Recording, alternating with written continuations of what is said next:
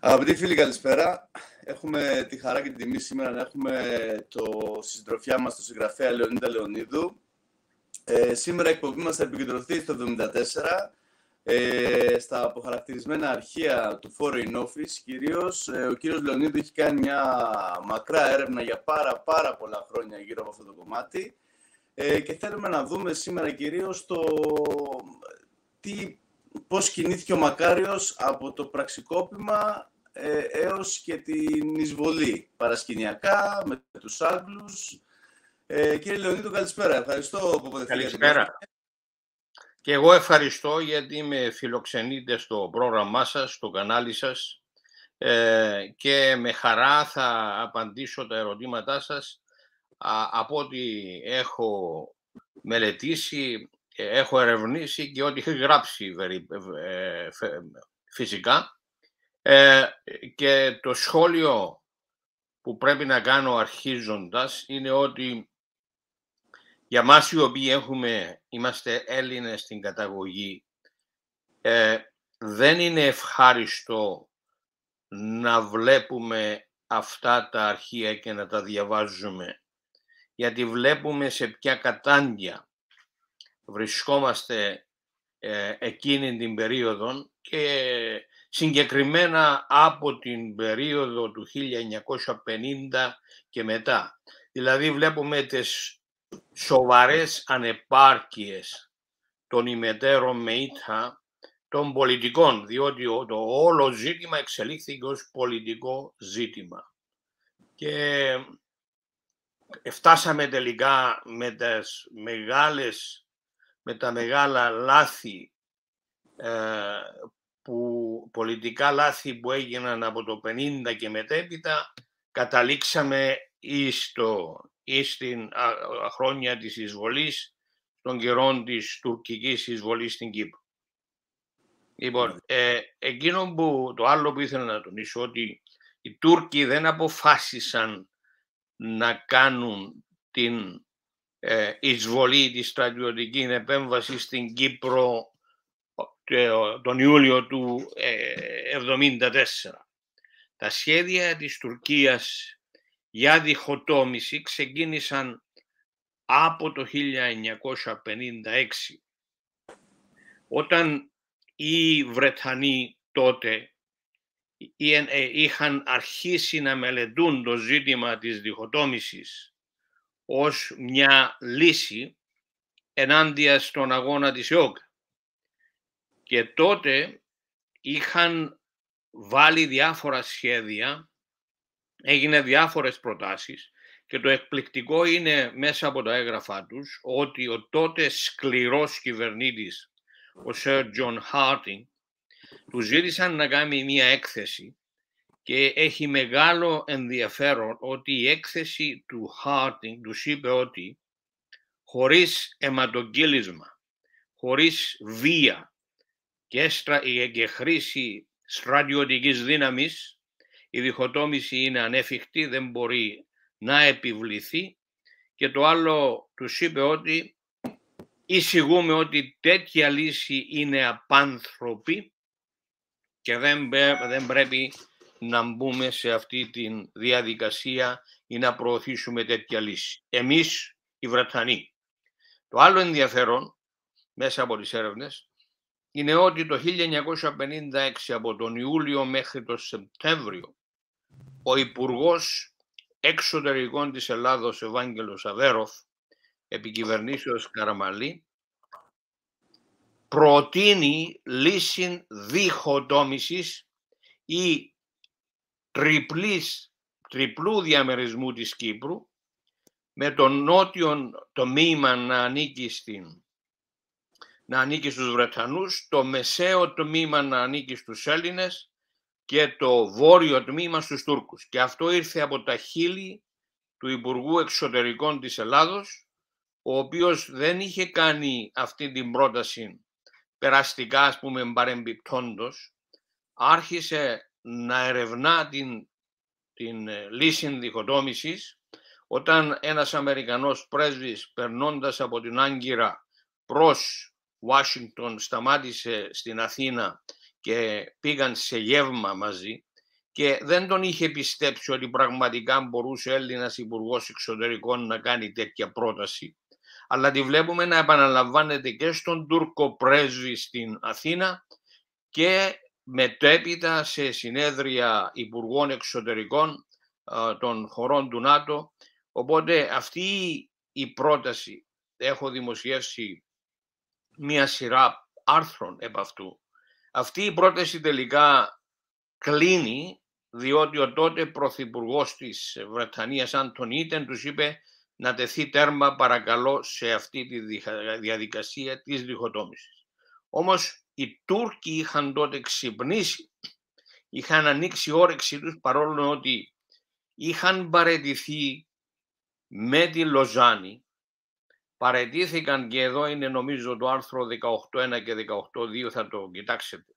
Είχαν παραιτηθεί από οποιοδήποτε δικαίωμα επί της Κύπρου από το 1923. Μετά ανακηρύσσεται η Κύπρος ως αποικία της Βρετανίας και πλέον η Τουρκία παραιτείται οποιοδήποτε νομικού δικαιώματος επί της Κύπρου. Και όταν οι Βρετανοί λοιπόν άρχισαν να αναμειγνύουν τους Τούρκους, και αυτό έγινε, το πρώτο έγγραφο που έχω έγινε στις 25 του Μάρτη, μάλλον 23 του Μάρτη του 1955, δηλαδή 7 μέρες πριν την έναρξη του αγώνα της ΕΟΚΑ.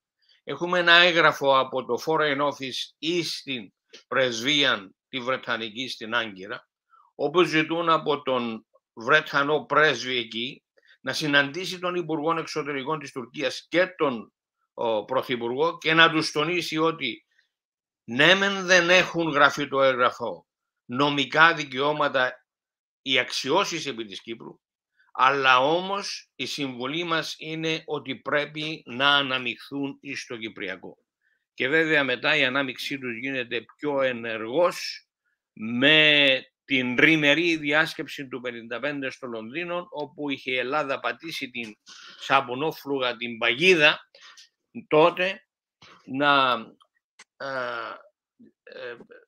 να δεχθούν τότε να καθίσουν σε συνομιλίες για το Κυπριακό το Σεπτέμβριο του 1955 μαζί με Βρετανία αλλά και μαζί με την Τουρκία. Επομένως το θέμα της διχοτόμησης δεν είναι το κάτι το οποίο οι Τούρκοι σχεδίασαν το 1974. Μετέπειτα έχουμε το 1964 έχουμε την απόφαση της τουρκικής εθνοσυνέλευσης και του πρωθυπουργού του Ινωνού τότε να προχωρήσουν σε εισβολή, και ανέκοψε αυτήν την πορεία η επιστολή Τζόνσον προς τον Ινωνού, και από τότε μετά τα επεισόδια της Κοφίνου οι Τούρκοι πάντοτε είχαν ως χαρτί εκβιασμού ότι θα έκαναν εισβολή στην Κύπρο. Θα ήθελα να ξεκινήσουμε με το πραξικόπημα. Θέλω τη γνώμη σας γι' αυτό. Ξεκινάει τώρα ο Μακάριος, έτσι, στο πραξικόπημα. Ήτανε στο προεδρικό ο Μακάριος στο πραξικόπημα. Να αρχίσουμε με αυτό, ποια είναι η άποψή σας, και μετά τη μετάβασή του στην αγγλική βάση. Και από εκεί στη Μάλτα και από εκεί. Βέβαια, εκείνο το οποίο θα ήθελα να πω για το πραξικόπημα είναι ότι εκείνο που έχω γράψει ένα άρθρο προχθές στον Φιλελεύθερο είναι το εξής, ότι κρυμνοβατούσε ο Μακάριος γνωρίζοντας ότι η Χούντα, η αξιωματική αυτή που ηγούντο της στρατιωτικής κυβέρνησης της Ελλάδας ήταν, και ιδιαίτερα ο Ιωαννίδης, ήταν αδίστακτη. Επομένως η στρατηγική του να ακολουθήσει μία καταμέτωπο σύγκρουση με τους στρατιωτικούς της Ελλάδος ήταν μία εσφαλμένη στρατηγική. Δηλαδή κρυμνοβατούσε, και το δεύτερο είναι ότι γνώριζε από την Παρασκευή στις 13 Ιουλίου ότι θα γινόταν πραξικόπημα εναντίον του. Πρώτον από αμερικανικές πληροφορίες, διότι το State Department τον είχε ειδοποιήσει ότι επίκειται πραξικόπημα, και αυτό το έχουμε από τα αρχεία, και ο ίδιος ο Μακάριος το παραδέχεται όταν είχε τη συνάντηση με τον Κίσινγκερ στις 2 του Οκτώβρη του 1974, ο οποίος Κίσινγκερ του είπε, νομίζω ότι σας είχαμε ειδοποιήσει περί πραξικοπήματος, και ο Μακάριος απήντησε ότι ναι, αλλά δεν είχε δώσει σοβαρότητα στην πληροφορία. Δεύτερον, ο πρέσβης της Ελλάδος Νίκος Κρανιδιώτης την Πέμπτη είχε πάρει την πληροφορία για επικείμενο πραξικόπημα εναντίον του Μακαρίου τη Δευτέρα. Εκεί είχε μία συνάντηση με έναν Κύπριον επιχειρηματία, τον Μαγκλίν, ο οποίος μετέβαινε από Λευκοσία, Αθήνα, Λονδίνο, και τον εξανάγκασε και του εζήτησε να επιστρέψει και να μεταφέρει προσωπικό μήνυμα προς τον Μακάριο ότι τη Δευτέρα πρόκειται να γίνει πραξικόπημα. Επέστρεψε ο άνθρωπος αυτός μεταφέροντας το προφορικό μήνυμα του πρέσβη του Κρανιδιώτη.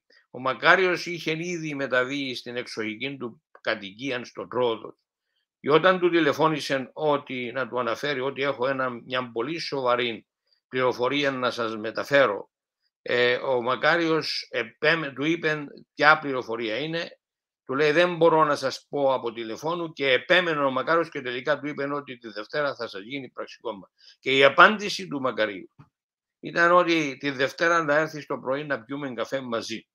Δεν υπάρχει τίποτα, διότι νόμιζε αφελώς ο Μακάριος ότι η ΟΚΒ θα του έκανε πραξικόπημα, και ότι αφού είχε συλλάβει τους τελευταίους ας πούμε της ΟΚΒ και τους είχε κλείσει μέσα, δεν υπήρχε πλέον κίνδυνος να γίνει πραξικόπημα. Επίσης τον Μπάζος, ο αρχηγός της Κύπρου των πληροφοριών, του είχε κάνει μετέπειτα δήλωση ότι ήταν γνώστης ότι επίκει το πραξικόπημα, και μάλιστα τον είχε ειδοποιήσει ότι μπορεί να γίνει και τουρκική εισβολή και να φύγει την οικογένειά του από την Κερίνια όπου έκανε διακοπές. Επομένως, παρόμοια περίπτωση έγινε στις 12 του Φεβρουάριου του 1972, όταν ο Μακάριος επιχείρησε να φέρει τα τσεχοσλοβακικά όπλα μυστικά, και τότε με πρωθυπουργό της Ελλάδος τον Παπαδόπουλο. Τότε έγινε μία κρίση μεταξύ Χούντας και Μακαρίου, και ο Παπαδόπουλος τότε του έστειλε μία απειλητική επιστολή και τελεσίγραφο, και μάλιστα εσχεδίαζε πραξικόπημα εναντίον του. Και ο Μακάριος μόλις το πληροφορήθηκε, βγήκε στο ραδιόφωνο και κάλεσε χιλιάδες λαού, τους είπαν ότι επίκειται πραξικόπημα, βγήκαν στους δρόμους στη Λευκοσία και ματαιώθηκε το πραξικόπημα αυτό. Επομένως, μπορούσε να ματαιώσει το πραξικόπημα εάν έκανε μία δήλωση, για παράδειγμα την Παρασκευή ή το Σαββάτο ή την Κυριακή, ότι η κυβέρνηση στρατιωτική της Ελλάδας πρόκειται να κάνει πραξικόπημα εναντίον μου. Αυτό όμως δεν το έκαμε, διότι υποτίμησε ξανά την αντίδραση των στρατιωτικών.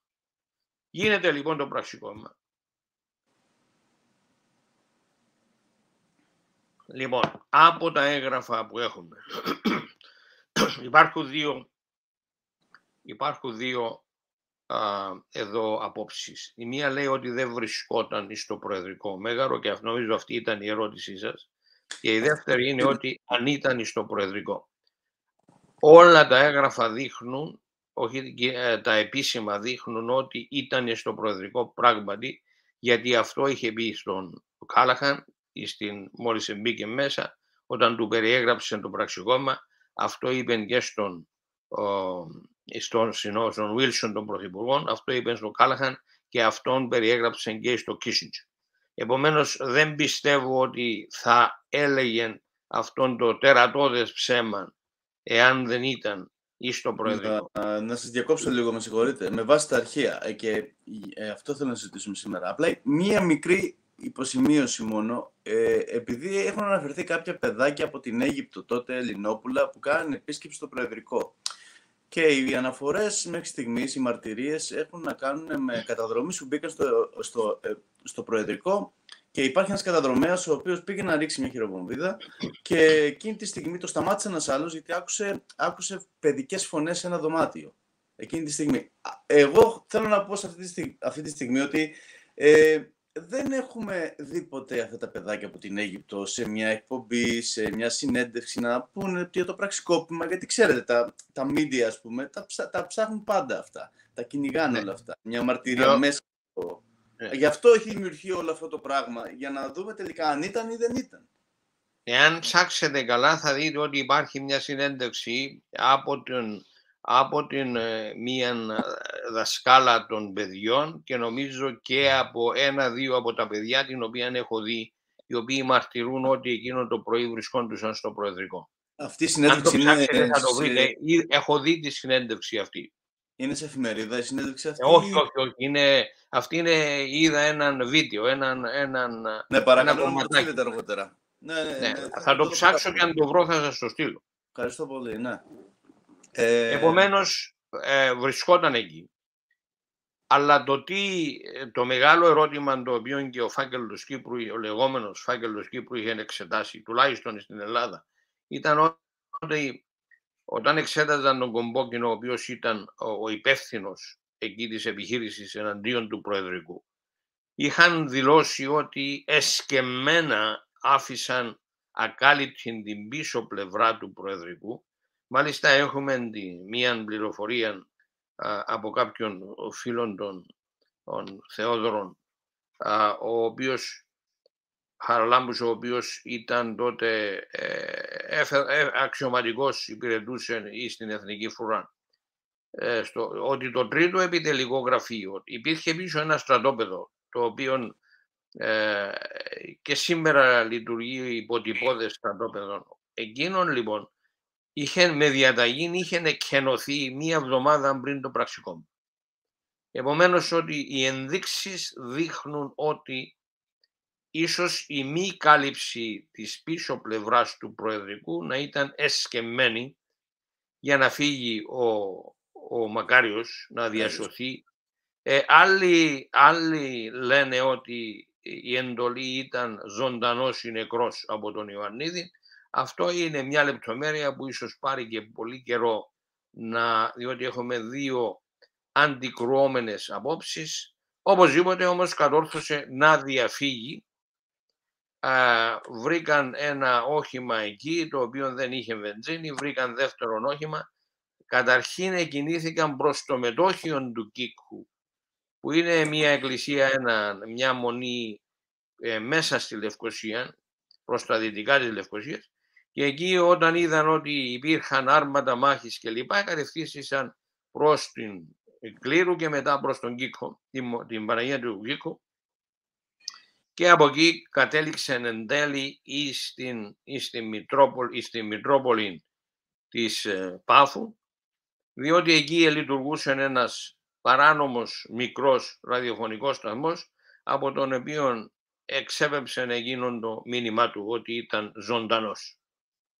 Το βράδυ της 15ης διανυκτέρευσε στη Μητρόπολη και το πρωί αποφάσισε να εγκαταλείψει την Κύπρο. Ενώ λοιπόν εφώναζε στον λαό του να προβάλλει αντίσταση και να πολεμήσει μέχρι εσκάτων για την υπεράσπιση της λεγόμενης δημοκρατίας, δηλαδή του καθεστώτος Μακαρίου, ο ίδιος ζήτησε τότε την βοήθεια των Άγγλων, οι οποίοι Άγγλοι τότε είχαν από το 1960 είχαν καταστρώσει έναν σχέδιο, το λεγόμενο Skylark. Είναι ο κορυδαλός, το πουλί κορυδαλός. Και αυτόν το σχέδιο, και γιατί το είχαν καταστρώσει? Διότι ο Μακάριος αποτελούσε για τους Άγγλους μια κατάσταση σταθερότητας για τη συντήρηση των στρατιωτικών τους βάσεων, τις οποίες χρησιμοποιούν μέχρι και σήμερα. Επομένως αυτές οι βάσεις, η διατήρηση τους είχε τρομερή σημασία από στρατηγικής πλευράς. Λοιπόν, αυτό το σχέδιο λοιπόν ήταν η χρήση ελικοπτέρων με σήματα των Ηνωμένων Εθνών, οι οποία να απογειωθούν από τη βάση του ακροτηρίου ή και της Δεκέλιας των πλησιέστερων σημείων από όπου βρισκόταν ο Μακάριος και να τον παραλάβουν και να το μεταφέρουν στις βρετανικές βάσεις. Και μάλιστα το σχέδιο προνοούσε ότι θα έφευγε άμεσα από τις βάσεις, μην τυχόν πάρει είδηση το καθεστώς που τον ανέτρεψε και ζητήσει την παράδοσή του. Διότι τότε οι βάσεις θα βρισκόντουσαν σε δύσκολο σημείο και η Βρετανία θα βρισκόταν σε δύσκολη θέση κατά πόσον θα αναγνώριζαν ή δεν θα αναγνώριζαν το αίτημα της επικρατούσας κατάστασης. Και επομένως το βράδυ εφάρμοσαν το σχέδιο. Δεν τον μετέφεραν όμως εις το Λονδίνο. Τον μετέφεραν εις τη Μάλτα. Και το ερώτημα ήταν, ο Μακάριος επέμενε σύμφωνα με τα έγγραφα να τον μεταφέρουν στο Λονδίνο. Οι Βρετανοί όμως στις 16 του Ιουλίου τον μετέφεραν στη Μάλτα. Γιατί? Γιατί ήδη είχε αρχίσει ο Κάλαχαν. Μόλις άκουσαν ότι ο νέος πρόεδρος της κυβέρνησης που ορίστηκε από το καθεστώς ήταν ο Νίκος ο Σαμψόν. Ο Νίκος ο Σαμψόν ήταν το κόκκινο πανί για τους Βρετανούς από τον καιρό του αγώνα της ΕΟΚΑ και ήταν η προσωποποίηση, ας πούμε, το Ουδιγενή και της ΕΟΚΑ και των Παλαιριών, οι οποίοι πολεμούσαν για την Ένωση. Ναι. Επίστευσαν λοιπόν και φοβήθηκαν ότι θα εγκύρισαν την Ένωση μαζί με τους στρατιωτικούς, οπότε σε τέτοια περίπτωση τα συμφέροντα των Άγγλων δεν ήταν διασφαλισμένα όπως ήταν και με την περίπτωση του Μακαρίου. Γι' αυτό λοιπόν είχαν τότε πανικοβληθεί και άρχισαν αυτόν το σχέδιο της νομιμοποίησης της εισβολής. Γιατί τον κράτησαν στις 16? Διότι ήθελαν, από ό,τι φαίνεται από τα έγγραφα, άρχισαν να στέλνουν μηνύματα προς τον Ετζεβίτ μέσω του πρέσβη του στην Άγκυρα να έρθει στην Λονδίνο. Ο Ετζεβίτ είχε συνεχείς και αλληλεπάλληλες συσκέψεις με στρατιωτικούς και με τους πολιτικούς. Και τότε δεν έδειξε πολύ ενθουσιασμένο να έλθει στο Λονδίνο. Όταν όμως του εξήγησαν ότι πρόκειται να ικανοποιηθεί το άρθρο 4 της Συνθήκης Εγγυήσεως, το οποίο έλεγε ότι κατόπιν διαβουλεύσεων των 3 εγγυητριών διάμεων ή και οι 3 μαζί ή κάθε μία ξεχωριστά δικαιούνται να λάβουν τα μέτρα τα οποία κρίνουν κατάλληλα για επαναφέρουν το καθεστώς το οποίο ήταν πριν από την ανατραπήσαν κατάσταση. Και βέβαια τότε αναλαμβάνει, όπως είπα εκείνη την βράδυ της 16 και της 17 ο Κάλαχαν μία διπλωματική, έναν παρασκήνιο δρομερών, ένα σκοτεινό παρασκήνιο. Και όπως μαθαίνουμε στις 7.30 της 17 είχε μπήσει από την τηλεφωνική του επικοινωνία με τον Κίσινγκερ ότι είχε μπήσει ήδη τους 9 της ΕΟΚΛΕ και τους 13 του ΝΑΤΟ ότι εάν οι διπλωματικές πιέσεις πάνω στη στρατιωτική κυβέρνηση και πάνω στην κυβέρνηση Σαμψόν αποτύχουν, το σχέδιο του είχε 3-4 σκέλη. Το πρώτο ήταν ότι μη αναγνώριση του Σαμψόν ως Προέδρου και συνέχιση αναγνώριση του Μακαρίου ως του νόμιμου Προέδρου της Κύπρου. Το δεύτερο ήταν ο εξής, ότι θα εξασκούσαν όλες τις διπλωματικές πιέσεις επί της ελληνικής κυβέρνησης και επί της κυβέρνησης Σαμψόν να παραιτηθεί ο Σαμψόν και να επανέλθει ο Μακάριος στην εξουσία. Και λέει ο Κάλαχαν ότι αυτή το δεύτερο σκέλος is unlikely to succeed. Νομίζουμε ότι δεν θα επιτύχει. αυτό το σκέλος και επομένως το τρίτο σκέλος ήταν, εφόσον αποτύχουν οι διπλωματικές πιέσεις, να ενεργήσει τη μονομερή επέμβαση η Τουρκία για να επαναφέρει τον Μακάριο στην Κύπρο. Αλλά για να γίνει αυτό έπρεπε να ικανοποιηθεί το άρθρο 4 της Συμφωνίας Εγκινήσεως, να γίνουν δηλαδή η συνεδρία, η συνέλευση, η διάσκεψη των τριών. Εν απουσία όμως της Χούντας, την οποία δεν θα εγκαλούσαν ή στο Λονδίνο ο Κάλαχαν, διότι είχαν ήδη πάρει πληροφορίες ότι εμπλέκονται στο πραξικόπημα, ο Μακάριος πλέον θα αποτελούσε τον εκπρόσωπο. Και αφού ήταν και ο ίδιος ο παθών από το πραξικόπημα, εκείνος πλέον θα εκπροσωπούσε την ελληνική πλευρά. Και εδώ αρχίζει πλέον η τραγωδία. Του είπαν επίσης ότι δεν θα σε μεταφέρουμε στο Λονδίνο, διότι αύριο 17 θα οργανώσουμε μια μεγάλη μπαλαϊκή υποδοχή στο αεροδρόμιο του Heathrow και θα κατέβουν 50 με 100.000 να σε υποδεχτούν. Αντί λοιπόν την επομένη αυτή, τον επήραν σε έναν στρατιωτικό αεροδρόμιο το Λίτσαμ, το οποίο βρίσκεται 200 χιλιόμετρα από το Λονδίνο. Ουδής Κύπριος βρισκόταν εκεί πέρα εκτός από τον Μπρέζη και του επήρε 2 ώρες για να έρθει εις το Λονδίνο. Και η συνάντηση λοιπόν με τον Βίλσον τον Πρωθυπουργό έγινε στις 2:30 μετά μεσημβρίαν της Τετάρτης της 17ης Ιουλίου. Και σε αυτήν την έχουμε τα πρακτικά αυτής της συνομιλίας.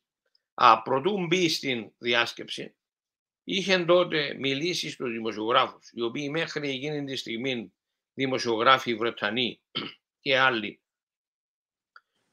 ανακοίνωναν ότι και το BBC ότι ο Νίκος Σαμψόν, επικεφαλής της Εθνικής Φρουράς, έκανε πραξικόπημα για ανατροπή του Μακαρίου.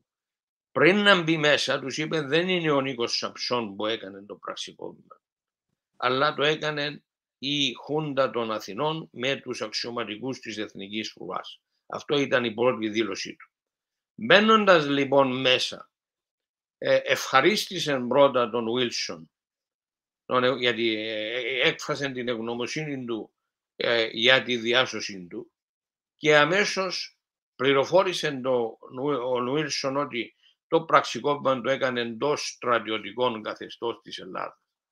Και μάλιστα του είπαν εκεί ότι είχε προειδοποιηθεί για αυτόν το πραξικόπημα, αλλά δεν πίστευε ότι η Χούντα θα τολμούσε να το κάνει. Τότε ο Βίλσον για πρώτη φορά εισηγήθηκε εις τον Μακάριο ότι θα μπορούσε, του λέει, να υποθεί ότι αυτό που έγινε είναι εισβολή, και αμέσως του άρπαξε ο Μακάριος, συμφώνησε και από εκείνη τη στιγμή, όπως τα ξέρετε, χρησιμοποιεί τη λέξη εισβολή τόσο στις δηλώσεις του στους δημοσιογράφους, όσο και στην μετέπειτα ομιλία του στα Ηνωμένα Έθνη επανειλημμένα.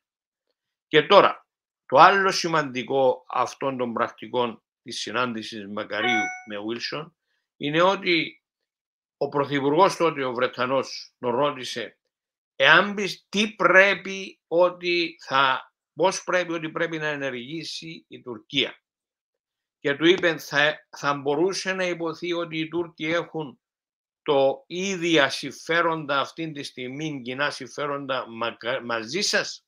Και ο Μακάριος συμφώνησε και είπε ότι πράγματι τόσο όπως ο ίδιος, έτσι και οι Τούρκοι ήταν ενάντια στην Ένωση και είχαν συμφέρον για την ανεξαρτησία. Λοιπόν, μετά ο Μακάριος στη συνέχεια αναφέρθηκε για την επιστολή Γκυζίκη και εκεί ο Μακάριος του είπε ότι είχε θέσει την ελληνική κυβέρνηση σε έναν τρομερό δίλημμα. Είτε θα αρνιούνταν, του λέει, να αποσύρουν τους Έλληνες αξιωματικούς, οπότε θα χρησιμοποιούσε βία κατά των αξιωματικών και θα διέλυε την εθνική φρουρά. Αυτά είναι στα αρχεία. Είτε, λέει, θα απέσυραν τους αξιωματικούς, όπως τους ζητούσε να το κάνουν, αλλά αυτό θα ήταν εξευτελιστικό. Και αντί αυτού αποφάσισαν, λέει, να του κάνει πραξικόπημα. Επίσης, το τρίτο σημείο που είναι σημαντικό, του είπε τότε ο Βίλσον ότι το βράδυ πρόκειται να δω τον Πρωθυπουργό των Τούρκων. Τι θέλετε να του πω? Διότι η τακτική που χρησιμοποίησε τόσο ο Βίλσον και ο Κάλαχαν, υπέβαλαν ερωτήματα στον Μακάριο και ανέμεναν τις απαντήσεις του προτού καθορίσουν την πολιτική τους. Και ο Μακάριος του είπε, και εδώ αναφέρομαι στα πρακτικά μετάφραση, το άμεσο ερώτημα ήταν ποια συγκεκριμένα πρακτικά μέτρα θα μπορούσαν να ληφθούν από τους Τούρκους ώστε να αποφευθεί να γίνει η Κύπρος τμήμα της Ελλάδας. Συγκλονιστικό αυτό. Διότι ποια πρακτικά μέσα είχε υπόψη τον Μακάριος εκτός από τη στρατιωτική εισβολή να εισηγηθεί στον Βίλσον να πει του Ετζεβίτ. Λοιπόν, ο Βίλσον τότε εισηγήθηκε στον Μακάριο ότι όσα του είπε είχε πει να τα αναφέρει στο συνομιλία του στο Συμβούλιο Ασφαλείας. Βγαίνοντας δε από τη συνάντηση αυτή, ο Μακάριος πρόσθεσε στη δήλωση που έκανε όταν έμπαινε και εκεί τους είπε ότι, ξέρετε, δεν ηγήθηκαν του πραξικοπήματος οι Έλληνες και μέσω της Εθνικής Φρουρά μόνο, αλλά η Ελλάδα έκανε εισβολή στην Κύπρο. Δηλαδή εκείνα τα οποία του υπέβαλε ο Βίλσον προηγουμένως, τα επανέλαβε στους δημοσιογράφους προσθέτοντας σε όσα είχε πει πρωτού μπει μέσα. Το θέμα ότι το ερώτημα του Μακάριου, ποια πρακτικά μέτρα, είναι πραγματικά συγκλονιστικό και φαίνεται εκεί οι Άγγλοι ότι η κυριολεξία, να το πούμε στην απλή λαϊκή, παίζουν το Μακάριο, γιατί ουσιαστικά έχουν στο μυαλό τους πώς θα τον παγιδεύσουν. Επίσης, κάτι σημαντικό που βγαίνει από τα έγγραφα, από τα αρχεία αυτά, είναι ότι δεν αναφέρεται πουθενά η ΕΟΚΑ Β. Κάτι το οποίο το ξεχνάει τελείως ο φάκελος Κύπρου στην Κύπρο και αναφέρουν ότι η ΕΟΚΑ Β έκανε το πραξικόπημα. Κάτι γελίο, ας πούμε. Είναι εντελώς γελίο, διότι η ΕΟΚΑ Β. Το οποίο το απορρίπτει ο Μακάριος. Το απορρίπτει πλήρως ο Μακάριος. Η ΕΟΚΑ Β ουσιαστικά ήταν διαλυμένη. Δεύτερον, όταν μετά τον θάνατο του Διγενή, η ΕΟΚΑ Β είχε ουσιαστικά διαλυθεί. Αυτοί οι ενωτικοί οι οποίοι είχαν κυνηγηθεί, είχαν κλειστεί στις φυλακές, πολλοί από αυτούς βασανίστηκαν από το εφεδρικό σώμα. Αυτοί οι οποίοι υπόφεραν, βγήκαν στους δρόμους τότε και επανηγύριζαν. Δηλαδή θεώρησαν την πτώση του Μακαρίου ως μια απελευθέρωση από το καθεστώς Μακαρίου.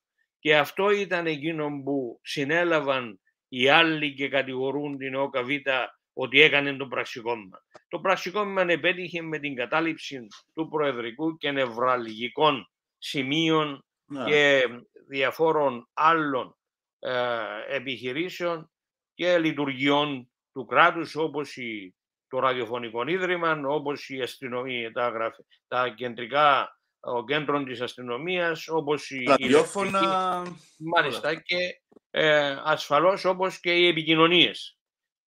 Αφόσον τα καταλάβεις αυτά και η αντίδραση είχε μπέσει πλέον, όχι από την ΕΟΚΑ Β, είχε μπέσει διότι δεν υπήρχε καμία ουσιαστική αντίδραση εναντίον των αρμάτων μάχης και λοιπά της Εθνικής Φρουράς. Είχε κυριαρχήσει την επόμενη ημέρα το πραξικόπημα.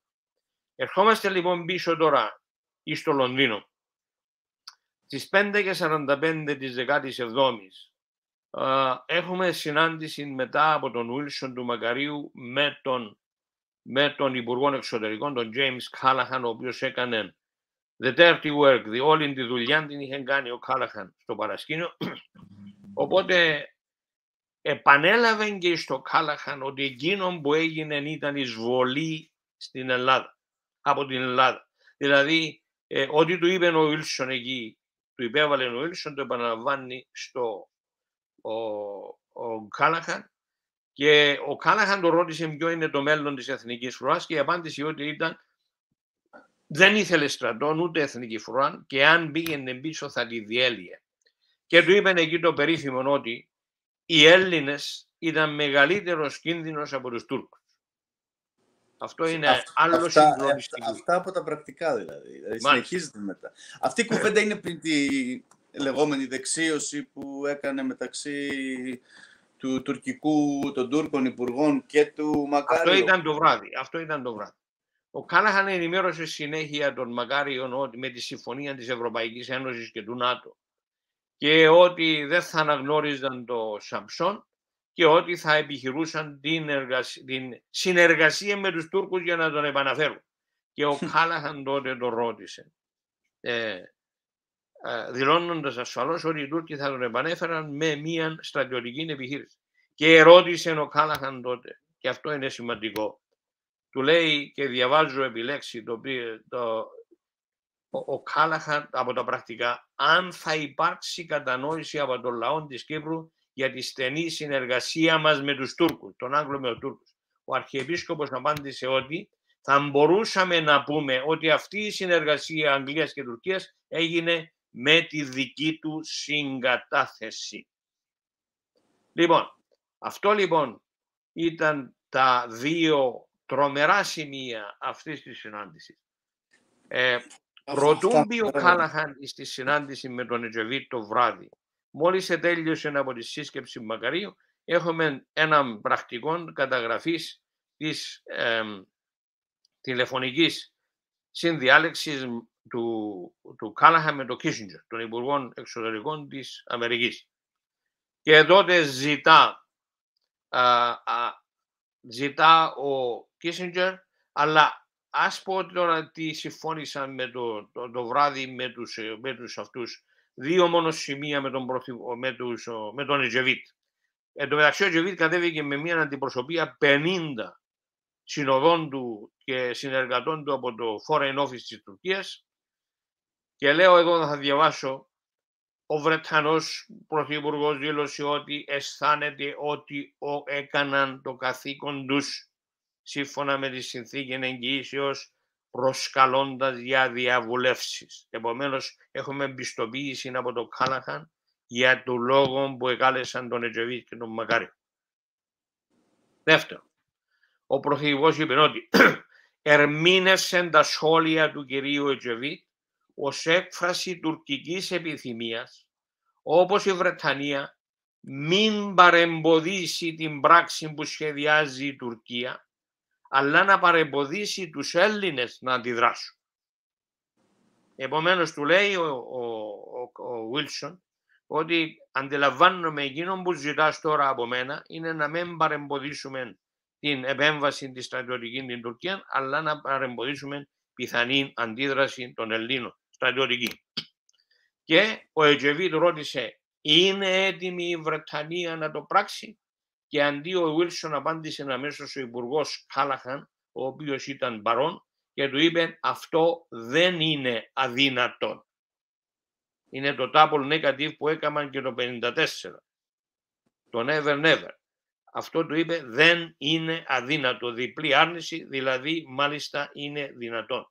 Και επομένως από εκείνη τη στιγμή δίνουν οι Βρετανοί το πράσινο φως εις τους Τούρκους να προχωρήσουν με την μονομερή επέμβαση. Τώρα, όλο αυτό επιβεβαιώνεται με την τηλεφωνική συνομιλία του Κάλαχαν με τον Κίσινγκερ το 2:50 μετά μεσημβρίαν ώρα Αμερικής, το οποίο ο Κάλαχαν αρχίζει ο Κίσινγκερ και του λέει, θα σας ενημερώσω για το που βρισκόμαστε σήμερα. Η θέση μας βασικά είναι αυτή που της ευρωπαϊκής θέσης και των 9 της Ευρωπαϊκής Ένωσης και του ΝΑΤΟ, και πιστεύουμε ότι η ιδανική λύση είναι να απελευθέρουμε τον Μακάριο. Το αν μπορούμε να το κάνουμε διπλωματικά πρέπει να φανεί, αλλά νομίζω ότι θα χρειαστεί κάτι περισσότερο. Και απαντά και ρωτά ο Κίσινγκερ, και αλλά πώς θα τον επαναφέρετε? Και του εξηγεί ο Κάλαχαν. Και εδώ διαβάζω από τα πρακτικά. Λοιπόν, τι θα κάνουμε? Οι Τούρκοι βάσει της συνθήκης εγγυήσεως μπορούν να μας ζητήσουν τι πρόκειται να κάνετε εσείς. Και αν η δράση δεν φαίνεται δυνατή, οποιαδήποτε από τις τρεντιήτριες δυνάμεις, δηλαδή η Τουρκία, έχει το δικαίωμα ανάληψη δράσης. Νομίζω μπορούμε να θεωρούμε βέβαιο και δεδομένο ότι μιλούμε για μονομερή δράση από την Τουρκία. Και αν αυτό γίνει, του λέει ο Κάλαχαν, τότε να πρέπει να υπάρξει πίεση από τις Ηνωμένες Πολιτείες στην Ελλάδα. Πώς το βλέπεις? Ο Κίσινγκερ του λέει το βλέπω παρόμοια, αλλά δεν είμαι σίγουρος για το τι ξεκινούμε να πάμε. Όταν δεν λέει διπλωματική δράση, τι εννοείται? Και του λέει ο Κάλαχαν ότι θα δοκιμάσουμε διπλωματικά. Και εκεί που φαίνεται ότι ο Κίσινγκερ δεν συμφωνούσε με τον Κάλαχαν, είναι, του λέει, νομίζω ότι υπάρχει και ένα εναλλακτικό σχέδιο. Να δοκιμάσουμε να αντικαταστήσουμε τον Σαμψόν με κάποιον άλλον μέχρι να επιστρέψει ο Μακάριος, πράγμα που θα είναι αποδεκτό από τη Χούντα. Λοιπόν, επομένως το σχέδιο Κάλαχαν εκείνη τη στιγμή που προχωρούσε ήταν μία αναγνώριση της κυβέρνησης Σαμψόν και συνέχιση αναγνώρισης του Μακαρίου, επαναφορά του Μακαρίου αρχικά με διπλωματικές πιέσεις και αν όχι με επέμβαση της Τουρκίας. Ο ρόλος της Αμερικής τότε ήταν θα απέτρεπε στρατιωτική αντίδραση της Ελλάδας. Και λέει στην τηλεφωνική, όταν το ρωτά ο Κίσινγκερ, το Κάλαχαν, ποια πιθανότητες επιτυχίας έχει, απαντά ο Κάλαχαν ότι το σχέδιο αυτό έχει 70 με 80% πιθανότητα επιτυχίας. Επομένως, αυτή τη στιγμή λοιπόν, την Παρασκευή το βράδυ είχε εξασφαλιστεί η νομική υποστήριξη και δικαιολογία της τουρκικής εισβολής με τη συγκατάθεση των μελών του ΝΑΤΟ, των μελών της Ευρωπαϊκής Οικονομικής Κοινότητας που ήταν η Γερμανία, Ιταλία, Γαλλία, Ολλανδία κλπ. Και την συγκατάθεση του Μακαρίου. Αυτά λοιπόν. Λοιπόν, το ότι αυτοί που λένε ότι δήθεν ο Μακάριος στις 19 του μηνός με την ομιλία του στα Ηνωμένα Έθνη κλπ. Αυτό είναι ήδη ξεπερασμένο. Η απόφαση πάρθηκε στις 17 του μηνός, 2 μέρες προηγουμένως. Και πηγαίνοντας ο Μακάριος εκεί ήταν μια επίδειξη πλέον προς τα μέλη της ασφαλείας, δηλαδή να πάρει και ευρύτερη νομική κάλυψη, διότι η συγκατάθεση των συμμάχων και του Μακαρίου δόθηκε 2 μέρες προηγουμένως. Το γεγονός ότι οι Τούρκοι 4 με 6 μήνες περίπου ετοιμάζονται στη Μερσίνα με στρατεύματα από πριν, αυτό πώς το σχολιάζετε? Ασφαλώς αυτόν. Μάλιστα οι Έλληνες είχαν η ελληνική πλευρά είχε μία έκθεση από τον Άγγλο στρατιωτικό ακόλουθον στην Κύπρο, ο οποίος τους έδωσε μία λεπτομερή έκθεση το 1972 περί των στρατιωτικών δυνάμεων των αποβατικών δυνατοτήτων της Τουρκίας, και έχω αυτόν το έγγραφο στο αρχείο μου από πολλές σελίδες και τους καταγράφει των αριθμών αποβατικών σκαφών, τους καταγράφει τις δυνάμεις, τους καταγράφει πού βρίσκονταν οι τουρκικές δυνάμεις. Τους λέει ότι η επιχείρηση θα γίνει όχι μόνο δια αποβάσεως, θα γίνει δια ελικοπτέρων και τους απαριθμεί πόσα ελικόπτερα ετοιμάσαν για τη ρήψη αλεξιπτοριστών. Δηλαδή αυτά όλα, και το Υπουργείο Εθνικής Άμυνας Ελλάδας και το ΓΕΦ, τα είχαν στα συρτάρια τους αυτά τα πράγματα. Το δε γεγονός ότι ο Μακάριος δεν είχε δώσει σημασία στην αμυντική θωράκιση της Κύπρου, διότι ναι μεν, το καλά, δέχομαι ότι δεν ήταν η επιθυμία του να γίνει η Ένωση, διότι θα έχανε την εξουσία και την προεδρία προς την οποία ήταν προσκολλημένος. Όμως, ένας ηγέτης, ο οποίος απεμπολίζει την Ένωση, δηλαδή εάν η Ελλάδα καθίστατο μέρος, εάν η Κύπρος καθίστατο μέρος της Ελλάδας, τότε η ασφάλεια της ήταν διασφαλισμένη εκατοντάδες φορές περισσότερο παρά εάν ήταν ένα νησί μόνο του χωρίς άμυνα. Εάν λοιπόν εγχειρήσεις να απεμπολίσεις αυτήν την πιθανότητα, η οποία ήταν και όνειρον γενεών Κυπρίων, να ενώσεις το νησί σου με την Ελλάδα για ασφάλεια και μόνο, όχι για τίποτε άλλο, η οποία θα σου παρήχε ασφάλεια εσαΐ, και προχωρείς μόνος σου να ιδρύσεις έναν κράτος το οποίο κινδυνεύει από παντού, τότε ένας σόφρον και σοφός ηγέτης θα φροντίσει για την άμυνα του, θα φροντίσει για την προστασία του λαού του και δεν θα διακινδυνεύει και παρακινδυνεύει το μέλλον του λαού του και την ασφάλειά του από τη στιγμή που γνωρίζει από μήνες και χρόνια προηγουμένως ότι η Τουρκία, και έχει και πικρά μπύρα μάλιστα, και ότι οι Τούρκοι τον απείλησαν το 1964, παρολίγο να κάνουν εισβολή το 1964, παρολίγο να κάνουν εισβολή το 1967. Λοιπόν, το 1972 ήταν έτοιμοι να κάνουν εισβολή σύμφωνα με τα απόρριτα αρχεία αυτού του Βρετανού. Επομένως, ένας ηγέτης ο οποίος ξέρει ότι ο κίνδυνος της εισβολής κρέμεται σαν δαμόκλειος σπάθη πάνω από το κεφάλι σου. Είναι μία τρέλα να διακινδυνεύεις άλλες πολιτικές καταστάσεις χωρίς να έχεις εξασφαλισμένη την άμυνά σου. Δεν βρήκα και το παραμικρό έγγραφο, παρόλο ότι αυτές τους μύθους που διαδίδουν μερικοί και κρατούν πλαστά έγγραφα, όπως ο Σιζόπουλος και άλλοι, τα οποία λένε ότι υπήρξε συμφωνία, δεν βρήκα πουθενά ή ανδήποτε απόδειξη ότι υπήρξε παραμικρή συμφωνία το 1974 Ελλάδος και Τουρκίας, δηλαδή Χούντας και Τουρκίας. Ο Ιωαννίδης έκανε το πραξικόπημα διότι πρώτα είχε έναν έμφυτο μίσος εναντίον του Μακαρίου για το ότι τάχθηκε διαρκώς και ανέκαθεν εναντίον της ενώσεως, εναντίον των Ελλήνων αξιωματικών, εναντίον της Ελλάδας, τορπιλίζοντας κάθε άμυνα, κάθε βαθμίδα προς την Ένωση με κάθε ελληνική κυβέρνηση δημοκρατική και μη, και επομένως έτρεφε αυτόν τον φανατισμό εναντίον του Μακαρίου. Ο δε τελευταίον, όπως είπε και ο Μακάριος, τα όσα τους είχε ζητήσει, δηλαδή αποχώρηση των αξιωματικών, κατηγορία ότι στρέφονται εναντίον του, μείωση της θητείας της Εθνικής Φρουράς, αποχώρηση των Ελλήνων αξιωματικών, αυτό αποτελούσε μια δημόσια προσβολή για τους στρατιωτικούς. Και επίσης το άλλο το οποίο αγνοούμε, ότι οι Τούρκοι είχαν τεράστιο αριθμό στρατευμάτων, 30-40 χιλιάδες στρατιώτες στην περιοχή απέναντι από τη Μερσίνα, στην περιοχή απέναντι από την Κύπρο.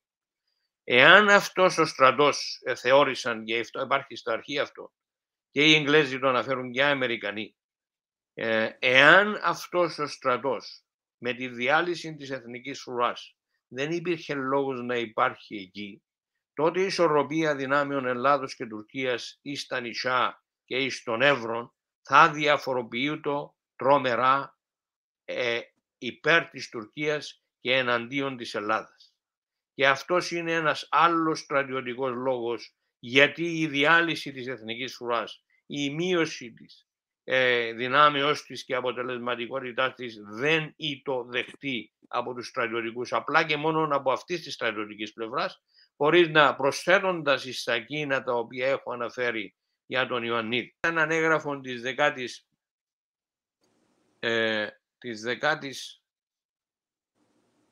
νομίζω της 29ης Ιουνίου, το οποίο έχω κοιτάξει χτες το βράδυ, στέλνει ο Σίσκο προς τον Τάσκα, τον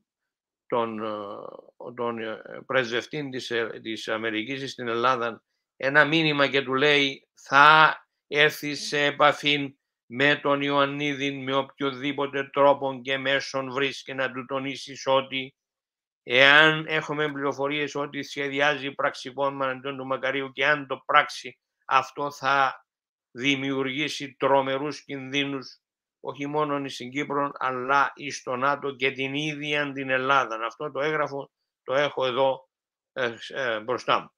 Επομένως είχαν προειδοποιήσει επίσημα τον Ιωαννίδη να μην προβεί στο πραξικόπημα από τις δύο εβδομάδες προηγουμένως οι Αμερικανοί. Επομένως λοιπόν Δεν πιστεύω ότι υπήρξε οποιαδήποτε συνεργασία. Όμως εκείνο που ανέμεναν οι Τούρκοι είναι ότι εφόσον όλοι τους έδωσαν τη συγκατάθεση, και το άλλο που πρέπει να τονίσω εδώ είναι ότι ο Τούρκος πρέσβης στη Μόσχα είχε συνάντηση μαζί με τον Υπουργό Εξωτερικών της Σοβιετικής Ένωσης, τον Αντρέι Γκρομίκο, ο οποίος και εκείνος έδωσε τη συγκατάθεση του, λέγοντας ότι και εμείς δεν πρόκειται να υποστηρίξουμε μια πραξικοπηματική κυβέρνηση της άκρας δεξιάς ή στην Κύπρο και επομένως δεν θα παραμείνουμε αμέτωχοι στο ότι θα επιχειρήσετε να κάνετε οι Τούρκοι στην Κύπρο στις 18 του μήνα. Επομένως, πηγαίνοντας στα Ηνωμένα Έθνη ο Μακάριος με την ομιλία του, ή γνώριζε ήδη ότι ολόκληρη η Δύση, όπως είπα προηγουμένως, μαζί και η Σοβιετική Ένωση, και μάλιστα σε έναν έγγραφο λέει ότι για την αντίδραση της Κίνας ο Μακάριος είπε τότε μην ανησυχείτε, θα δω την αντιπροσωπεία τους εγώ στη Νέα Νιόρκη πριν τη συζήτηση των Ηνωμένων Εθνών και θα τους εξηγήσει. Και αυτή η Κίνα λοιπόν. Επομένως ολόκληρος ο τότε κόσμος, αυτοί που είχαν τις δυνάμεις, συμφώνησαν με τη μονομερή επέμβαση της Τουρκίας για να επαναφέρει τον Μακάριο πίσω. Τώρα, θα ήταν πρώτα αφέλεια για τον Μακάριο να νομίζει ότι οι Τούρκοι θα έμπαιναν στην Κερίνια, θα τον επανέφεραν και θα αποχωρούσαν. Δεύτερο, δεν γνωρίζω και δεν είναι γνωστόν από τα έγγραφα πόσοι από αυτούς που έδωσαν τη συγκατάθεση γνώριζαν ότι οι Τούρκοι θα προχωρούσαν στο να εφαρμόσουν τη διχοτόμηση της Κύπρου. Αυτό είναι ένα ερώτημα που ίσως να χρειαστεί χρόνια για να απαντηθεί και ποτέ να μην απαντηθεί. Αυτό... Όμως ξέρουμε ότι όταν επιχείρησαν το δεύτερο γύρο, το δεύτερη φάση, τον Αττίλα 2, ο Κάλαχαν, ο οποίος τότε έμπαινε και σε εκλογές, όταν είδαν την αντίδραση του τύπου, οι οποίοι έλεγαν οι βάρβαροι έμπηκαν μέσα, σκοτώνουν γυναικόπαιδα κλπ. Άλλαξε το τραγούδι του Κάλαχαν και έσχιζαν τα ημάτια του κάνοντας εκείνες τις δηλώσεις ότι θα εγκλωβιστείτε εν Κύπρο και δεν θα μπορέσετε, θα γίνει ένα μπούμεραν η επέμβασή σας κλπ. Επομένως δεν ξέρω ο Κάλαχαν κατά πόσο γνώριζε ότι οι Τούρκοι δεν θα σταματούσαν στη ζώνη την πρώτη που κατέλαβαν και το προεφήρωμά τους από Κερίνια προς Λευκοσία και θα προχωρούσαν στο δεύτερο γύρο. Το οποίο προγεφύρωμα, εντάξει, ήταν τόσο στρατός, δεν μπορούσε να κάνει προγεφύρωμα για πολλές μέρες και ο Κουρούπης με ελάχιστες δυνάμεις τους τυπούσε ανελαίητα. Αυτό είναι μια άλλη ιστορία βέβαια. Στρατιωτικά είναι άλλη ιστορία, αλλά ήταν πεδαριώδης η όλη απόβαση των Τούρκων. Δηλαδή ο στρατός δεν ήταν απόβαση. Ήταν γελίο στην κυριολεξία. Ήταν αποβίβαση. Πενιχρές δυνάμεις. Και οι Τούρκοι μάλιστα χλεβάζουν στα αρχεία τους Τούρκους πόσον άπειροι και ατζαμίδες ήταν και πόσον άχρηστοι ήταν, χρησιμοποιώντας, λέει, τα τελευταίου τύπου αμερικανικά όπλα. Δεν κατόρθωσαν ούτε καν να καταλάβουν το αεροδρόμιο, σε μία από τα σχόλια του που έκαμε ο Κίσινγκ και στις συναντήσεις του με τους συμβούλους του μετά την πρώτη εισβολή. Τώρα να πάμε... Ποιος έγραψε την ομιλία του? Έχουν πει ότι την έχουν γράψει είτε οι Άγγλοι ή κάποιος Κύπριος του ανακόλουθός του. Τι πιθανές συναντήσεις που είχε, αν είχε συνάντηση με τους Σοβιετικούς, αν είχε τι συναντήσεις είχε με τους Τούρκους, τι υπόθηκε με τους Τούρκους. Έχουμε μια μαρτυρία του Ετζμέλ Μπαρουτσού, ο οποίος ήταν υπεύθυνος των Κυπριακών υποθέσεων στο Υπουργείο Εξωτερικών, ο οποίος το 1992 έκανε μια δήλωση ότι ο Μακάριος στο συγκλονιστικό, λέει, παρασκήνιο της εισβολής, ότι ο Μακάριος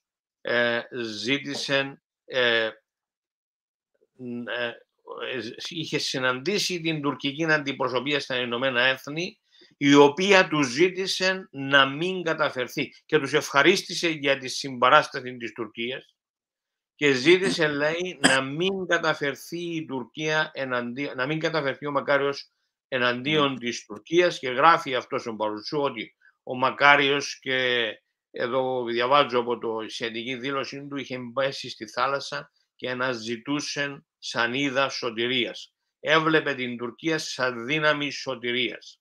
Μέχρι τότε ο Μακάριος απέρριπτε τις συνθήκες εγγυήσεως, όμως με τη στάση του και την αναγνώριση της συνθήκης εγγυήσεως αναγνώριζε την ισχύ του. Και αυτό είναι σωστό που λέει, διότι από το 1964 και μετά ο Μακάριος δεν αναγνώριζε το δικαίωμα των εγγυητριών δυνάμεων να επέμβουν στην Κύπρο. Με το να ζητήσει και να δώσει τη συγκατάθεση του στους Τούρκους, αναγνωρίζει αμέσως την συνθήκη εγγυήσεως. Η άλλη συνάντηση που είχε, αυτό που αναφέρουν τα έγγραφα, ότι συνήντησε τον Κινέζο αντιπρόσωπο, και βέβαια η τρίτη συνάντηση που είχε ήταν μετά την ομιλία του στα Ηνωμένα Έθνη. Στο ξενοδοχείο που έμενε ήρθε ο Ρώσος επιτετραμένος στα Ηνωμένα Έθνη αντιπρόσωπος, ο Ατασιέ, ο οποίος τον ειδοποίησε ότι ήδη οι Ρώσοι είχαν δει με τους δορυφόρους του την αναχώρηση των τουρκικών πλοίων, αποβατικών πλοίων από τη Μεσίνα.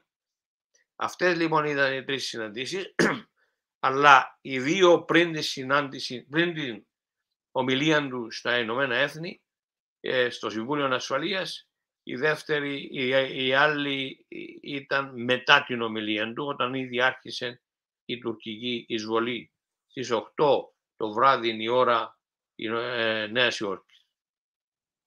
Επομένως, στην ομιλία του ήταν μια ατυχής ομιλία. Ποιος τον βοήθησε, την είχε διαβάσει την ομιλία αυτή? Την ομιλία του, από μαρτυρίες που έχουμε, την έγραψε ο Ευγένιος Ρωσίδης, ο οποίος ήταν ένας Κύπριος που έμενε στην Αμερική, όχι ο Ζήνο Ρωσίδης, ο οποίος ήταν ο αντιπρόσωπος της Ελλάδος της Κύπρου στον ΟΗΕ. Λοιπόν, αυτός ο Ρωσίδης διετέλεσε και υφυπουργός επί Νίξον σε έναν τμήμα ή βοηθός υπουργός των οικονομικών.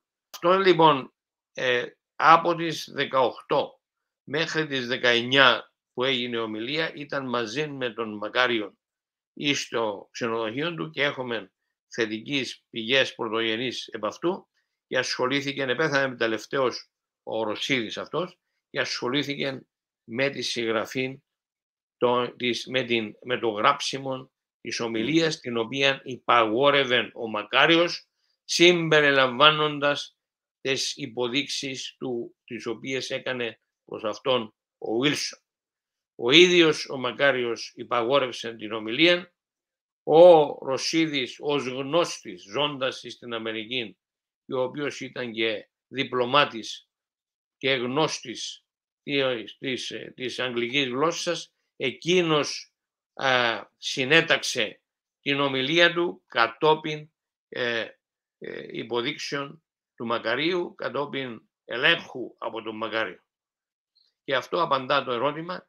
Βέβαια ήταν μια ατυχής ομιλία, γιατί εκεί δίδει πλέον κάλυψη νομική, όχι μόνο ενώπιον αυτών που είπα προηγουμένως, αλλά και ενώπιον ολόκληρων των εκπροσώπων και αντιπροσώπων στο Συμβούλιο Ασφαλείας και στα Ηνωμένα Έθνη. Ήταν μια ατυχής ομιλία. Εκείνον όμως συγκεντρωνόμαστε στην ομιλία του Μακαρίου. Επικολούθησε η ομιλία του Τούρκου αντιπροσώπου στα Ηνωμένα Έθνη, ο οποίος εκεί είπε κάτι, έκανε πολύ σημαντικές δηλώσεις, τις οποίες εμείς αγνοούμε και υποτιμούμε. Πρώτα είπε ότι αυτά που θέλω να πω τα είπε ο Μακαριότατος, ο Αρχιεπίσκοπος. Και δεύτερο, η Τουρκία, εκείνο που αποκομίζω από αυτήν τη δήλωση, ενδιαφέρεται, λέει, για την διατήρηση της ανεξαρτησίας, της εδαφικής ακεραιότητας και της ασφάλειας της Κύπρου. Δηλαδή κοροϊδεύσε όλους τους αντιπροσώπους του Συμβουλίου Ασφαλείας ότι η Τουρκία ενδιαφερόταν για την ανεξαρτησία. Έριξε δηλαδή στάχτη στα μάτια τους ότι πράγματι με αυτό που επιχειρούσε να κάνει η Τουρκία ήταν να επαναφέρει την Κύπρο σε ανεξάρτητο κράτος, το οποίο θα είχε κυρίαρχος και ασφαλές. Και αυτά ήταν οι δηλώσεις του Τούρκου, τις οποίες εμείς δεν αναφέρομαι, τις καταγράφω και αυτές στο βιβλίο. Αυτά μετά την ομιλία του Μακάριου φυσικά, έτσι. Μάλιστα. Το τελευταίο κομμάτι έχει να κάνει με το Μακάριο, είναι στο ξενοδοχείο και τον ενημερώνουν. Θα ήθελα να μάθουμε τώρα, να μας πείτε ποια η αντίδρασή του όταν μαθαίνει για την εισβολή. Ναι, έμενε στο Charlton Hotel. Και τη μαρτυρία που... Ναι, μεταξύ το Madison Avenue και το 74th Street. Εκεί παρεμπιπτόντως στο ξενοδοχείο αυτό έμενε και ο πρόεδρος Κέννεντι όταν μετέβαινε από Ουάσιγκτον στην Νέα Νιόρκη.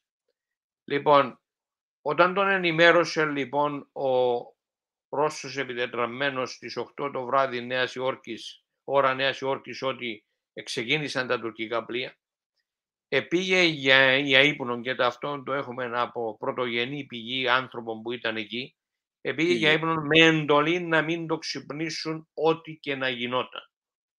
Όταν άρχισε η τουρκική εισβολή και είδαν στις οθόνες της τηλεοράσεως πλέον την απόβαση των Τούρκων από το ABC που ήταν ένα από τους σταθμούς τότε τους αμερικάνικους, τότε ένα-δύο από αυτούς που ήταν μαζί του είχαν τρομερά ανησυχήσει, πανικοβλήθηκαν και επέμεναν να τον εξυπνήσουν. Όμως οι άνθρωποι της φρουράς του, οι αξιωματικοί τρεις που ήταν μαζί τους, δεν επέτρεψαν να τον ξυπνήσουν, οπότε αναγκάστηκαν ο τότε πρέσβης ο Δημητρίου στην Ουάσιγκτον μαζί με κάποιον άλλον που ήταν εκεί και ήταν υπεύθυνος για τα τηλέφωνα, τις τηλεφωνικές διασυνδέσεις, επερπάτησαν παραπέρα 3 τετράγωνα και πήγαν να ξυπνήσουν τον Ρωσίδη, τον Ζήνονα Ρωσίδη, ο οποίος ήταν ο αντιπρόσωπος της Κύπρου στα Ηνωμένα Έθνη. Ανέβηκαν στο διαμέρισμά του και εκείνος είχε κατεβάσει το τηλέφωνο και δεν μπορούσαν να επικοινωνήσουν. Ανέβηκαν και βγήκαν η γυναίκα του, μια ασπρομάλα λέει, η οποία ήταν ντυμένη με ένα άσπρο νυχτικό σαν φάντασμα, και τους λέει τι θέλετε και τις εξήγησαν, και τότε με δυσκολία αυτοί πήγαν και ξύπνησαν τον άντρα της, ο οποίος τους είπε δεν μπορούμε να κάνουμε τίποτα αυτή τη στιγμή, θα λάβουν τα πράγματα τη ροή τους, και απλώς έπαιρναν πληροφορίες από τα Ηνωμένα Έθνη, από τη δύναμη των Ηνωμένων Εθνών στην Κύπρο, η οποία επικοινωνούσε με το κέντρο τι εξελίξεις γίνονταν. Ήταν και προφανώς και εκείνος ήταν γνώστης ότι τι θα γινόταν και πήγε και εκείνος για ύπνο. Τελικά γυρίζοντας πίσω, σύμφωνα με τη μαρτυρία, πήγαν και ξύπνησαν τον Μακάριον και είπαν ότι άρχισαν, λέει, είναι εντάξει, και αυτή η μαρτυρία, λέει, εκοιμήθηκαν άλλες 8 ώρες και ειλικρινά, λέει, στη δήλωσή του, μέχρι σήμερα με ενοχλεί. Πώς δηλαδή, γίνεται εισβολή, ξύπνησε στον Μακάριον, είπες τούτο και εκείνος επήγαινε και κοιμήθηκε. Αυτό ήταν το παράπονο ενός από τους συνοδούς του. Λοιπόν, επομένως, τι μπορούσε να κάνει εάν δεν ήταν τόσο προσκεκλημένος στην εξουσία? Το πρώτο που μπορούσε να κάνει είναι το εξής. Όταν ο Κάλαχαν και ο Βίλσον του είπαν ότι, ο Κάλαχαν του είπε ότι εμείς θα μπούμε, οι Τούρκοι θα μπουν στρατιωτικά, θα σε επαναφέρουν, ένας ηγέτης ενός λαού έπρεπε να χτυπήσει το χέρι του στο τραπέζι 10 φορές και να του πει όχι, όλα τα άλλα τα δέχομαι, αλλά δεν πρόκειται η Τουρκία να χρησιμοποιήσει, ούτε και θα το ανεχθώ, να χρησιμοποιήσει στρατιωτική επέμβαση για να με επαναφέρει. Διότι δεν είμαι βέβαιος ποιες θα είναι οι συνέπειες και πού θα σταματήσουν οι Τούρκοι. έχοντας την εμπειρία των τόσων χρόνων. Δεύτερο, εάν όταν ήρθε και την τελευταία στιγμή, όταν ήρθε ο Ρώσος επιτετραμένος, ο Τασιέ, και του είπαν ότι ξεκίνησαν τα τουρκικά πλοία, όσον πίκραν και αν είχαν με τη Χούνταν ότι το ανέτρεψαν, κάποιος ηγέτης θα έπαιρνε τηλέφωνο και θα επικοινωνούσε με τη Χούνταν και θα τους έλεγε: κοιτάξτε, οι τουρκικά πλοία απόβασης έχουν ξεκινήσει και οι Τούρκοι πρόκειται να κάνουν στρατιωτική επέμβαση. Έχουμε 73 Έλληνες αξιωματικούς που έπεσαν μαχώνομοι, είναι αγνοούμενοι σήμερα, οι οποίοι έδωσαν μάχες, έδωσαν ηρωικές μάχες για υπεράσπιση του κυπριακού εδάφους, μαζί με τους άλλους Κυπρίους αξιωματικούς και τους στρατιώτες της Εθνικής Φρουράς, και μεταξύ των οποίων είμαι και εγώ ένας, ο οποίος πολεμήσαμε τότε για να αντιμετωπίσουμε την τουρκική εισβολή. Και όταν είμαστε στο Σιχαρί και ήρθε η εντολή μη ανταπόδοση πυρός, εγώ είχα λογοφέρει με έναν εξελάδων λοχαγόν και του λέω: στην ιστορία δεν γνωρίζω ο ελληνικός στρατός να δίδει εντολή μη ανταπόδοση πυρός. Η αυτοάμυνα αποτελεί δικαίωμα ανθρώπινο, αποτελεί πανανθρώπινο δικαίωμα. Πώς μπορώ εγώ να δέχομαι πυρά από τους Τούρκους και να μην έχω το δικαίωμα να αμυνθώ? Όλα αυτά που είπατε, αν δεν κάνω λάθος, έχουν βγει από το 2004-2005 τα αρχεία αυτά. Τα έχετε βγάλει εσείς. 4-5. Λοιπόν, αυτά καταπονιάστηκαν, γιατί εδώ μόνο η ομιλία του, μόνο η συνομιλία Μακάριου Βίλσον, Κάλαχαν, μόνο τα πρακτικά αυτά της επίσκεψης στο Βίλσον ανατρέπουν όλο τον Κυπριακό, όπως το γνωρίζουμε. Η Επιτροπή Φακέλου Κύπρου ήταν μια κοροϊδία, γιατί αυτοί είχαν ως αρχήν, και παρεμπιπτόντως και εγώ ήμουν ένας από τους μάρτυρες που κάλεσαν να καταθέσει ως βιογράφος του στρατηγού Γρίβα, και τους έχω δώσει πλήστα των εγγράφων τα οποία βρίσκονται στα υπόγεια της Βουλής. Αυτά τα έγγραφα που μιλήσαμε σήμερα τα είχαν τότε στη Βουλή. Μάλιστα. Είναι μια κοροϊδία, γιατί αυτοί είχαν εξ αρχής αποφασίσει το πόρισμα που θα έδιναν, και το οποίο βασιζόταν στο εξής, ότι η Χούντα μαζί με την Τουρκία ήρθα σε συμφωνία για διχοτόμηση της Κύπρου, έκαναν το πραξικόπημα για να ανατρέψουν τον Μακάριο. Ο Μακάριος, αθώος για όλα, υπήρξε το θύμα, η Τουρκία έκανε την εισβολή και το πραξικόπημα έγινε μαζί με την ΕΟΚΑ Β, το οποίο δημιούργησαν, και λοιπόν σύμφωνα με αυτό και αυτό και αυτό ήταν σκοπός ανέκαθεν και του στρατηγού Γρίβα να κάνουν πραξικόπημα, ούτως ώστε η Τουρκία να κάνει την εισβολή και να φέρει την διχοτόμηση της Κύπρου. Αυτή ήταν η ηλίθια τακτική την οποία ακολούθησαν, και άρχισαν να την οποιαδήποτε ενέργεια, ότι είδαν δίθε κάποιον αξιωματικών, κάποιος πολίτης είπε ότι Έλληνας αξιωματικός της Κερίνιαν έδωσε στους ΟΗΕΔες τα σχέδια αμήνης της Κερίνιας, και που ήταν τα φυλάκια, δηλαδή ηλιθιότητες. Χρησιμοποιήθηκαν επίσης και πλαστά έγγραφα του ΝΑΤΟ, ότι δίθεν ο Γενικός Γραμματέας του ΝΑΤΟ έδωσε εντολή ότι πρέπει να πέσει ο Μακάριος. Δηλαδή αυτά είναι πράγματα για ηλίθιων κόσμων, δεν είναι πράγματα σοβαρά αυτά. Και έχουν τα έγγραφα εκεί και τα απορρίψουν, και δεν τολμούν να αποκαλύψουν τα έγγραφα αυτά, όσα σας έχω πει τώρα, τα οποία είναι αποδεσμευμένα, τα οποία δείχνουν την αλήθεια που τώρα μόνο εγώ τολμώ, δεν το λέω για αυτοδιαφήμιση, μόνο εγώ τόλμησα μέχρι τώρα να τονίσω αυτήν την ιστορική αλήθεια. Και μόνο τώρα άρχισαν πλέον να αντιλαμβάνονται σε μία πλάνη και σε μία μύθο, είχαν πέσει με τους μύθους αυτούς των μυθοπλαστών που ήταν γύρω από το καθεστώς Μακαρίου, το οποίο προσπαθούν να διατηρήσουν και να συντηρήσουν το όνομά του και να αποκρύψουν την πραγματική αλήθεια, ότι είχε δώσει τη συγκατάθεσή του για την τουρκική εισβολή, για αυτά που σας είπα προηγουμένως. Γιατί συντηρείται αυτή η κατάσταση, δεν μπορώ να καταλάβω. Κοίταξε, είναι το καθεστώς Μακαρίου. Ακόμα το καθεστώς Μακαρίου. Βέβαια, το καθεστώς Μακαρίου χτίστηκε από το 1960 και προηγουμένως. Και κυβέρνησε την Κύπρο για τόσα χρόνια, είχε λάβει, εάν ήσουν υποστηριχτής του, τότε απολάμβανες όλα τα αγαθά και τα δικαιώματα και νόμιζες ότι ζούσες σε καθεστώς δημοκρατίας. Εάν ήσουν αντίθετα ιδεολογικά ή πολιτικά, τότε ήσουν καταδικασμένος να πεθάνεις. Δηλαδή, αυτό ήταν το καθεστώς. Οι διάδοχοι καταστάσεις Κυπριανού, Κληρίδη, μετέπειτα Βασιλείου κλπ. Όλες αυτές οι καταστάσεις ήταν διάδοχες και όλοι αυτοί ήταν της σχολής Μακαρίου. Επομένως, το καθεστώς Μακαρίου συντηρήθηκε και συντηρείται ακόμα μέχρι σήμερα. Συγκλονιστικά όλα αυτά μας είπατε σήμερα. Ελπίζουμε στο μέλλον να κάνουμε κάποιες άλλες συνεντεύξεις. Είμαι στη διάθεσή σας, γιατί υπάρχουν και πολλά άλλα θέματα τα οποία μπορεί κανείς να ασχοληθεί. Υπάρχουν πολλά θέματα, ισχύει αυτό. Είναι το θέμα της Κοφίνου που ασχολήθηκα και έγραψα ένα βιβλίο τώρα. Είναι το θέμα της ΕΟΚΑΒ και του στρατηγού Γρίβα με την ίδρυσή της.